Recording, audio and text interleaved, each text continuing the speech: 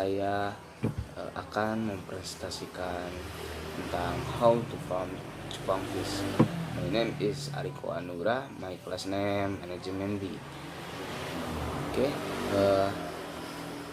sebelum itu mungkin pasti banyaklah pertanyaan-pertanyaan, yaitu tentang apa sih yang rame kali ini, yang sedang viral itu kan di cupang kali ini di Indonesia. Jadi pasti banyak pertanyaan seperti why does the cupang become expensive? Jadi kenapa sih cupang yang sekarang lagi viral itu sedang mahal gitu kan? Nah, jadi cupang fish now gone viral because of the beauty of the fish and the rare color that fish has. Jadi kenapa cupang itu mahal? Karena dilihat dari indahnya si cupang itu, jadi dari buntut-buntutnya itu kan. Nah, setelah itu pasti dilihat dari warnanya yang warna-warni bercorak gitu kan, jarang dimiliki oleh ikan-ikan yang lain. Nah, seperti itu berbagai macam-macam ikan cupang. Nah, ikan cupang itu banyak macam-macamnya ya, jadi tidak hanya satu warna, tidak hanya satu bentuk gitu kan.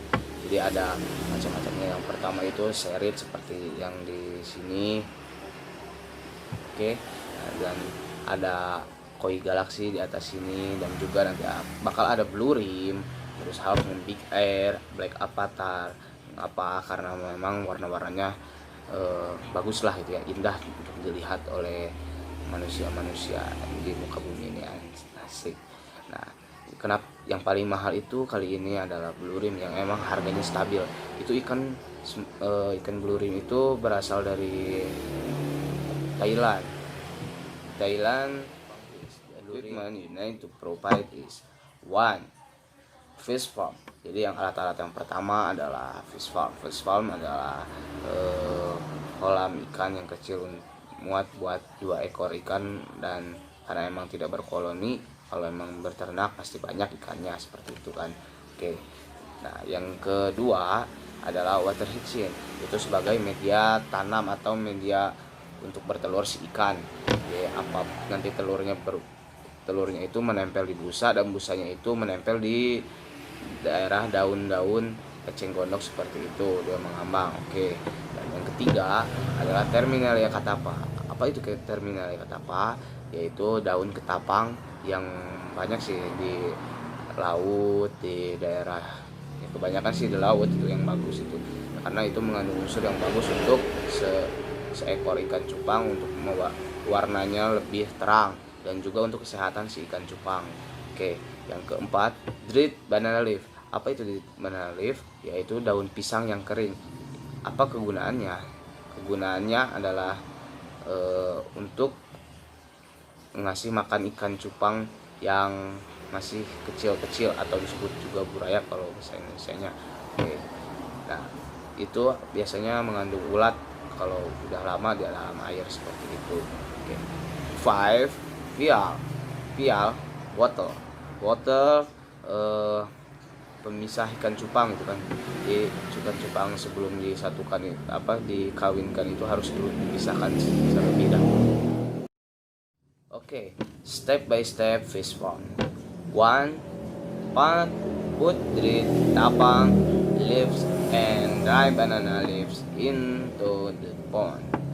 Apa itu yang pertama? Yaitu siapkan dulu daun ketapang dan juga daun pisang yang sudah kering. Oke.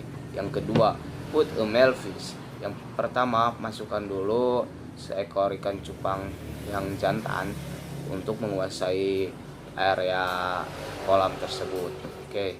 Next, yang ketiga, put the female fish in the pond while still in the bottle. Masukkan betina cupang tersebut, tapi dipisah terlebih dahulu ke dalam botol vial. Jadi botol yang kecil dulu, karena itu untuk cocok apa tidak cocoknya gimana. Kalau sudah berbusa baru itu cocok. Oke. Dan yang keempat, masukkan hatching in the pond. Jadi masukkan dulu terlebih dahulu eceng gondok tersebut ke dalam kolam. Oke. Yang kelima, wait for the male to form to match the female. Jadi kalau misalnya udah ada berbusa di dalam menempel di cenggonok, berarti dia merasa cocok si jantan kepada si betina tersebut, baru bisa disatukan. Oke. Yang 6, release the female from the bottle and join into the pond. Jadi setelah cocok itu si female, pisahkan dan gabungkan ke dalam kolam tersebut. 7, wait about 2 days, the fish will see the egg clings onto the strike. Wait about 2 days, the fish will see the egg clings onto the strike. Jadi yang ke-7 itu tunggu 2 hari, maka telur itu akan keluar dan akan terlihat nampak gitu kan di dalam di media air itu di eceng gondok. Oke. Next, egg. After 3 days, the eggs emerge and the tiny fish hatch. Jadi ya, setelah 3 hari itu baru angkat si betinanya tersebut karena supaya tidak memakan telurnya lagi seperti itu. Dan setelah menetas nanti baru dipisahkan lagi si jantannya. Oke. Dan not a fish about 6 months. Jadi pilihlah ikan yang sudah memadai atau dewasa sekitar 6 bulan. Oke. Next, pick a female who has seen eggs in her stomach. Jadi pilihlah si betinanya tersebut yang sudah terlihat telurnya banyak gitu kan. Pasti emang terlihat kalau ikan cupang itu telurnya itu ada di bagian perut depannya itu putih gitu kan. Dan jantan pasti berbeda gitu. Dan yang ketiga, feed a child after 3 days of hatching such as a water flea, a flaking mosquito. Jadi setelah 3 hari menetas si anak-anaknya itu dikasih makan dengan water flea. Water flea itu adalah kutu air dan juga a flaking mosquito. Jadi mosquito itu nyamuk ya, seperti itu. Oke. Yang keempat, separate the females after laying their eggs.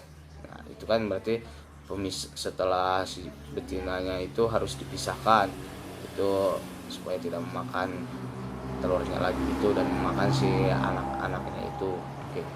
The man after 1 week. Jadi dan setelah 1 minggu baru cabut si jantannya tersebut supaya tidak memakannya juga karena memang mereka itu kanibal, tapi biasanya jantan sih lumayan lama gitu kan, sekitar 1-2 minggu untuk menjaga si anaknya itu, karena supaya kalau sudah berenang dia baru bisa dipisahkan.